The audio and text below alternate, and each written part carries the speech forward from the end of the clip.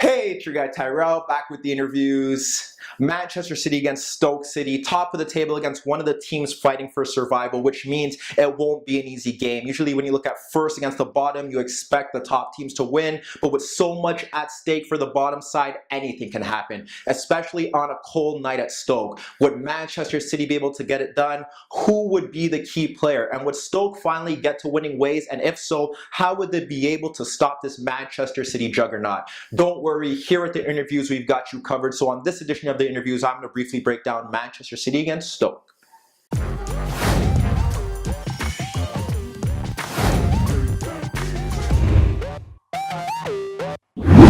So Manchester City, Stoke City, first place against a team that's battling for safety. Would Guardiola be able to do it on a cold night at Stoke? Here you get to see if he was able to do that with one of the best teams he's ever coached. You look at the board, Manchester City in the blue, Stoke in the red, Manchester City in a 4-3-3, Gabriel Jesus up front, Sané and Sterling on the flanks, and midfield they have Fernandinho sitting and Kevin De Bruyne and David Silva just ahead of him. Stoke City went for a 4-5-1 that was supposed to be a 4-3-3, but because they didn't have enough of the ball, it looked like a 4-5-1. They had Hesse up front, on the flank Choupo-Moting and Shaqiri, and in midfield they had Endai, they had Jeff Cameron, and they had Joe Allen. What went right? What went wrong? Well, what Stoke tried to do is they try to compress the space in midfield, obviously press their midfielders off the park, and look to really get at Manchester City on the counterattack if they could win the ball quickly and push Jesse into those wide areas, plus have Moting use his pace to break down the flank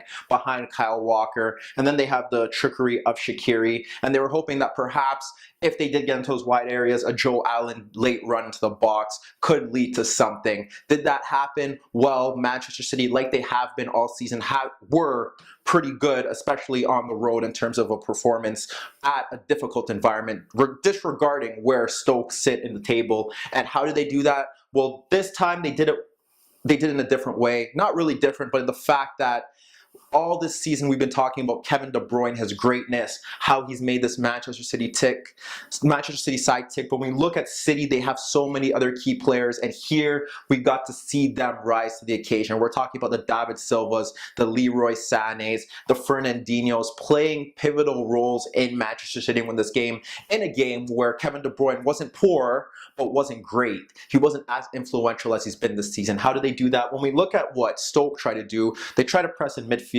They try to have Hesse onto Fernandinho, and if Hesse moved forward, they would have another midfielder they'd have Cameron step up and try to press him. They'd have Allen and Endai push over to David Silva and Kevin De Bruyne. Those two rotated throughout the game, so when we break down certain situations, they'll be in different positions, but that's what happened there. They try to have the fullback stay on the wide players, and obviously they wanted the wingers to push forward on specifically Kyle Walker, to not let him go forward. And Zinchenko, who did get forward on a few occasions, his passing was pretty poor throughout. And with Hesse up front, they were looking to get the better of Vincent Kompany, who's not as mobile anymore, and Otamendi, who is liable of making mistakes here and there. But how did City get by that? Well, they did different things. Obviously, they had Sané and Sterling out wide, hugging the touchline in the opening stages. Sané was predominantly there. If the ball moved out to the left, you'd see Sterling kind of move central, trying to get on the ball in that aspect. They had De Bruyne and Silva floating around. Initially, Allen was there, and Silva was trying to basically get into spaces in behind him, where De Bruyne, for all his greatness, what he did in this game, and we've seen this happen throughout the season, was he'd play passes in central areas. Sometimes he'd stick there, but he'd often make the pass, then dart out into the flanks. Dart out to try and make combinations with Sterling, and then we saw variations of the movement in terms of the wide players, where Sterling would stay wide, then sometimes he'd move central, De Bruyne moved there, Walker would move there, or sometimes you see Walker there, De Bruyne a bit deeper with Walker advanced. There was so much movement, and Stoke City really didn't know how to cope with that. Whereas Silva was looking to get into space behind Allen, and that was pretty simple. And the way they did that was what happened on that side affected this side. Obviously, you have the players tight there. Then how do you cope with the movement here? Because one has to go there, one has to go there. You have to shift. And then look how much space there is for David Silva to get into and operate. And that's basically how Silva found his movement. But besides that, if we look at it in a more simplistic way, what happens for Manchester City. What went right for them? They scored very early, and when we look at the first goal, it kind of emphasizes how important these key players are to what they do. We've seen throughout the season where Fernandinho has been missing, where Jesus has been missing, where Sterling has been missing, where Sané has been missing, and we've seen different variations of how they've played. We've seen Gundogan step in, we've seen Bernardo Silva step in, we've seen Aguero step in, but in the first goal, we kind of see what City do really well when these players are here and how they're maximized to their best of their ability. We see Fernandinho for the first time in the game able to get the ball, to get on the ball. What happened was that Hesse stepped forward, Moting pushed over to Walker, and with that being said, Allen bit and pushed over to Fernandinho for a second. And what had happened was Sterling already played the pass, which sucked in the defender. De Bruyne was moving. Allen noticed, he got a call, he moved over, Cameron stepped in, and what happened was that left Jesus to drop into that space. Two center backs follow him. The pass is buzzed into him, and what happens is that after Sterling made the pass, he made the run behind the left back. What we see there is that Sterling moves forward, drifts and runs in behind him. No one marks the run. They're both ball watching. De Bruyne's movement pulled Allen out. We wouldn't see this from Bernardo Silva. What happens there is that, and what we wouldn't see from Aguero, is that Jesus plays a great ball in behind the space there. That is key. And he sucks out two defenders, sucks out the four players there. And then look at the space. All this space here. Ndai's ball watching. The right back doesn't know who to mark, Sané or Silva, because he knows Sané is looking to run, but Sané holds the touchline, and that's the key to their width, is that they drag players out of position. Silva's able to break into the box, something that Gundogan probably wouldn't have done, and the finish was even better, and that was key. City are up 1-0. So many different elements to that goal, and something that we wouldn't see from certain players on the pitch if they were there. This is what Guardiola wants. That was very key. 1-0 to Manchester City. You look at the other Manchester City's chance, because the other chances that Stoke had, a Shaqiri a piece of individual brilliance that led to a corner kick when he pulled the ball back, and one route one play that led to another corner kick, but they never troubled Ederson throughout the game. So we have to look at the other City chance that was created. This one, if we reassemble these guys quickly, what happens here, get these guys back into their position. What happens here is that the ball is switched over. Walker is on it from a deeper position. He plays a long diagonal to Sané. What happens is that Sané hugs the touchline, drifts over. Silva, because we have Jesus playing with the defenders back to goal, Silva is able to run into space behind Allen. Again, more ball watching from the Stoke defense.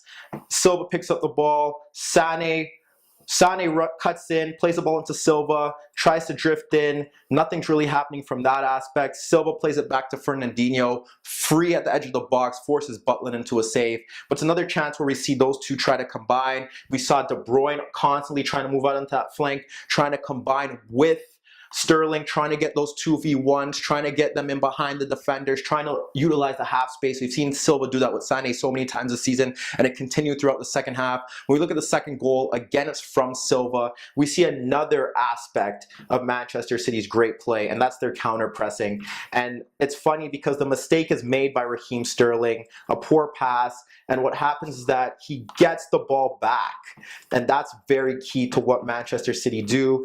You lose the ball, you get it back quickly. They win the ball back in midfield in this position.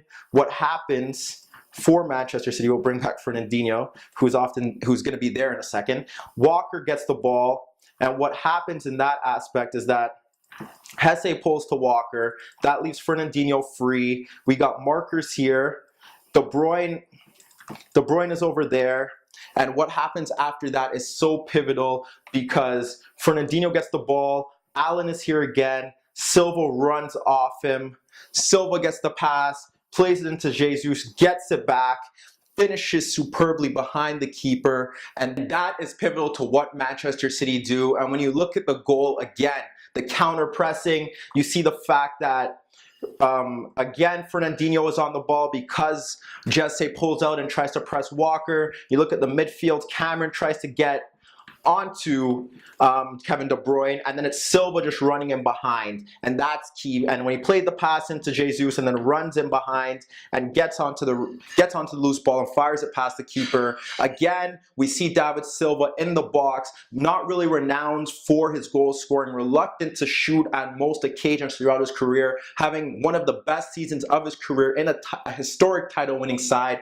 That was key. But again, Jesus's link-up play, Fernandinho getting free, KDB's movement, the fact that Sterling is able to work that hard and counter-press and win the ball back, that is Manchester City. You look at the other chances in the second half, Sterling waltzing past a few players, forced a tame effort on goal to say the least, forces a save. You look at Fernandinho breaking from his half and launching a counter-attack. The one final move that happens is very key, and it's again stock to what Sané, Silva bring to this team, and another great chance for Manchester City. And it comes after Peter Crouch comes in for Hasse to kind of bring on a player who can hold up the play and kind of bring the team forward on the counterattack, because the pace wasn't working. So they try to bring on a center forward, just kind of switched to more of a 4-2-3-1, brought Allen on, and we'll look at it from this aspect. 4-2-3-1, and what happened here again? Failing to close down markers, and that's pivotal to what they're doing. And what it stems from is the fact that we got to get Silva back here, which is key. More great play from Manchester City in the sense that when they push forward, it's crouch pressing. Then it's the fact that Allen is pushing forward, and what happens there is with Allen pushing forward, it leaves space for Silva to run in behind him because he's trying to press. They're both trying to press in the two of them, and that leaves Silva space to run in behind him to get the ball in that area. Plays 1-2 with Sané, plays the pass into Sané, he runs at his marker, Silva overlaps, Sané cuts in and forces a save from the keeper. But again, it's just Silva finding the space behind Allen, who's joining to press. Then you have one player pressing out there on Zinchenko. He's able to come across. Sané's 1v1, gets the ball, plays it to Sané, and then he makes the overlap. And then Sané is able to cut in, creates that space for him. And again, this is Manchester City at their best. Center midfielders moving out wide to try and create combinations. Players not knowing how to press them with their movement. And the fact that when you look at it, Stoke just didn't really have the discipline to cope. The midfielders fell asleep. They lost the ball in key areas. They didn't have a proper counter-attacking plan. They brought on Crouch to hold up the play. That didn't really work as well. And they didn't force Ederson into any saves. Whereas Manchester City, once again, you look at the key players. Jesus with his back to goal. Silva floating into space behind Allen. Silva breaking into the box. Sané holding his width. A bit of trickery from Raheem Sterling. Fernandinho playing passes from the back or from deeper positions when he's able to get away from the press. And it's another key win for Manchester City, who will move 16 points ahead of the league and need only 2 wins practically to win the Premier League title if everything goes as planned and the other big teams win their game. And it looks like they're going to be Premier League champions. We knew this. But again, this is a different manner of them playing. We broke down how they got the job done without their key player playing at his best, Kevin De Bruyne. And you have to think that with the Premier League wrapped up, are they able to replicate this performance and these high intensity levels in the Champions League to truly make this a remarkable season? But let me know what you guys think. Meet me in the comments below. Don't forget I upload videos every day, and don't forget to subscribe to my channel. And that was your daily dose of the interviews.